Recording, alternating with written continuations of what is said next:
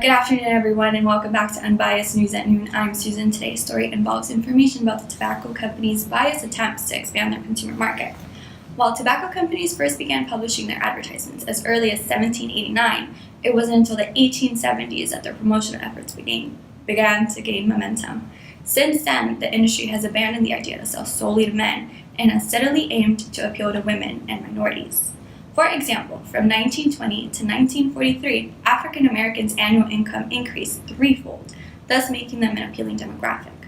In an effort to appeal to this population, the tobacco companies extended their hands and established relationships with organizations like the National Urban League and the NAACP. These alliances, along with advertisements that claimed to align with the Black nationalism movement, solidarity, and soul style, helped the tobacco companies establish and gain recognition within the Black communities. Their advertisements featured African American models, professionals, and athletes promoting various tobacco products. These marketing tactics successfully generated a six-fold increase in African American spending on tobacco products. The low-income community is another vulnerable population strategically targeted to increase tobacco products and profits. In the late 1970s, advertising campaigns were tailored to appeal to military wives, low-income inner-city minority women, discount-susceptible older female workers, and less educated white women. Strategies included distributing coupons with food stamps to reach the very poor, discount offers at the point of sale and via direct mail to keep cigarette prices low. These tactics successfully attracted a population that is now 72% of their consumer market. However, obtaining these large consumer population markets was not enough. Tobacco executives later identified the LGBT community as an emerging target. Since at least 1991, these tobacco companies have targeted the community through direct advertising in LGBT publications, community outreach, community promotions, and event sponsorships. Similar tobacco advertising techniques and their effects are still prevalent today. We have our science and health reporter Erica at UCLA's Neuroscience Research Institute to tell you more. Thanks, Susan. Hi, everyone. Tobacco companies spent $8.9 billion in 2015 on advertising in the United States alone, which amounted to more than $24 million each day, making tobacco advertising a growing concern across the globe. Almost 1/3 of cancer deaths worldwide and about 6 million deaths each year are caused by tobacco use. Up to 50% of tobacco users die from it, and the World Health Organization estimated that tobacco will kill more than 8 million people every year by 2030, with 80% of these deaths occurring in low and middle income countries. Smoking is a significant risk factor for many chronic diseases like diabetes and cardiovascular disease, and tobacco use is the leading cause of preventable death. The tobacco industry targets specific subpopulations and minority groups, causing significant disparities in smoking rates. For example, the prevalences of smoking amongst LGBT individuals and active duty military personnel are significantly higher than in heterosexual and civilian populations. In addition, the prevalence of cigarette smoking amongst adults living below the poverty level is over 150% higher than the prevalence for adults at or above the poverty level. Further, adult smokers at or below the poverty level are much less successful at quitting compared to adults above the poverty level. I'm here with Jason, an expert in the field of advertising bias. Jason has been studying the effects of tobacco advertisements on the population's smoking behaviors for the past 10 years. Jason, what can you tell us about bias in advertising? Thanks for having me, Erica. So tobacco companies use advertisements to take advantage of specific neural mechanisms in the brain, and these effects are modulated by the individual's addiction level.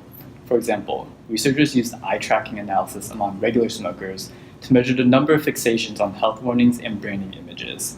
They tested this on different types of packaging: branded, plain, and just blank. What they found was that smokers actively avoided cigarette pack health warnings, even in the absence of branding information. This eye tracking demonstrates an implicit, unconscious level measurement of health warning avoidance. Very interesting. Is there any other evidence that tobacco users are biased to the effects of these advertisements? So actually, the severity of dependence of smokers modulates their neuronal cue reactivity and cigarette craving as a result of these tobacco advertisements. This has been seen in multiple fMRI activation studies. Smokers versus non-smokers showed increased cue-induced brain activity in a variety of areas, including the amygdala, hippocampus, and ventral tegmental area, or VTA. In addition, another major group of people advertisers try to target are young non-smokers. The brain activation induced by these tobacco advertisements for both smokers and non-smokers was positively associated with recognition rate of their product image in a subsequent memory test. This falls in line with the amygdala's role in the enhancement of memory encoding during emotional processing. Another growing concern amongst anti-tobacco groups is the way in which tobacco companies continuously find new ways to target potential smokers. Tobacco companies advertise in many ways, such as by handing out gifts, selling branded products, using pro-smoking smartphone applications, and placing tobacco products in films and television shows.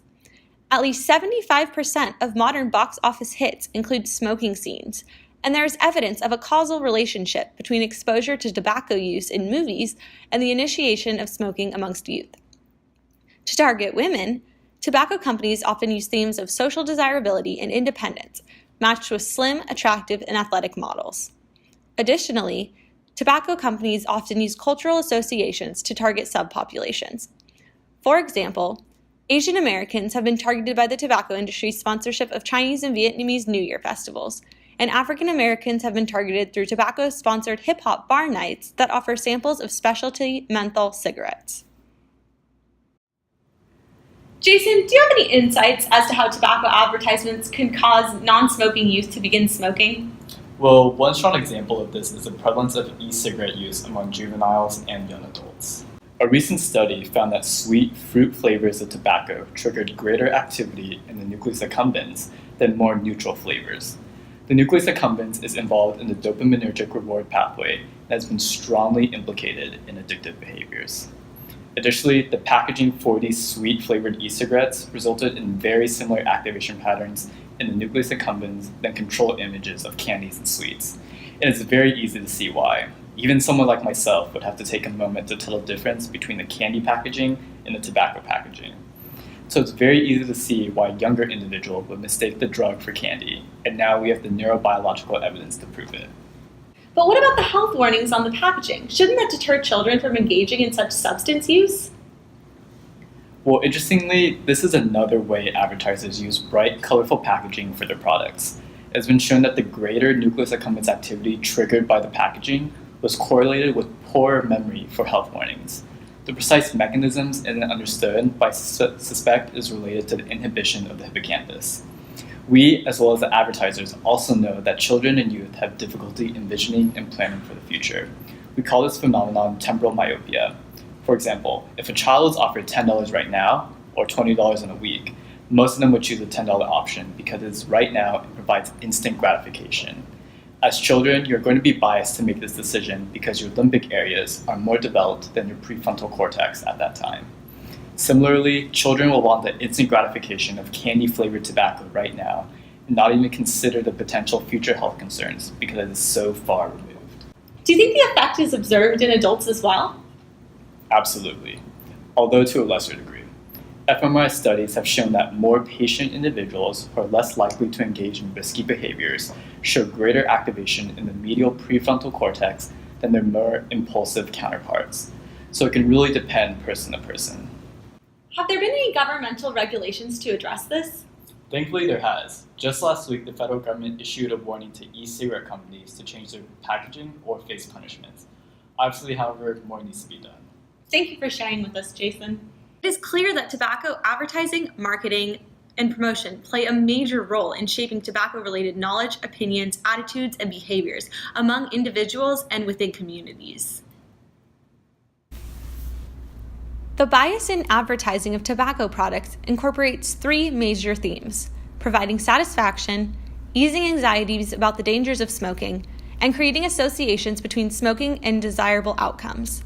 Further, the targeting of specific population subgroups, such as racial and ethnic minorities and poorer communities, has not only been important to the success of the tobacco industry, but has also increased health disparities for many diverse groups throughout the world by increasing tobacco use.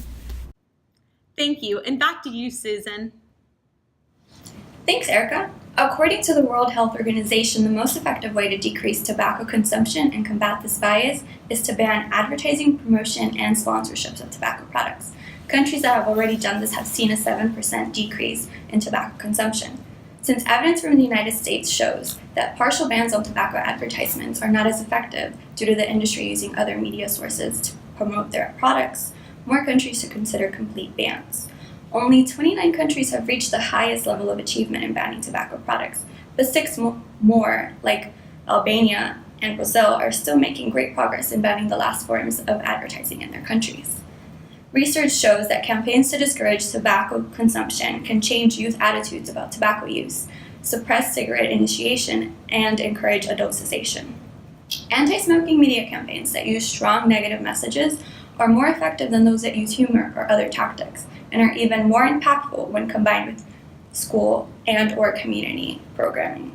It is also important to increase consumer awareness of the tobacco industry's attempts to counteract the public health campaigns to reduce smoking.